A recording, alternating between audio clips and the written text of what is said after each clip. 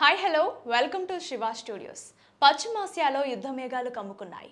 War ఎఫెక్ట్తో ప్రపంచవ్యాప్తంగా crude oil ధరలు బగ్గుమంటున్నాయి. కానీ ఎప్పుడు ఇలాంటి యుద్ధ వాతావరణం, ఎకనామిక్ క్రైసిస్ వస్తే ఆకాశాన్ని తాకే బంగారం ధరలు మాత్రం ఈసారి సైలెంట్గా ఉన్నాయి. ఫిబ్రవరి 28న అమెరికా, ఇజ్రాయెల్, ఇరాన్ మధ్య మొదలైన క్లాష్ ఇప్పుడు ఓపెన్ వార్గా మారుతోంది.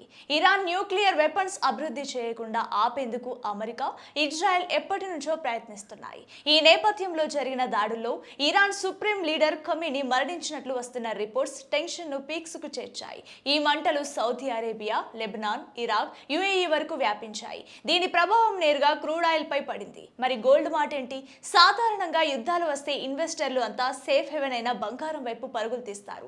కానీ ఈసారి గోల్డ్ న్యారో రేంజ్ లో ట్రేడ్ అవుతోంది. దీనికి ప్రధాన కారణం ఇన్వెస్టర్లు బంగారం కంటే అమెరికన్ డాలర్ పై ఎక్కువ నమ్మకం పెట్టడమే.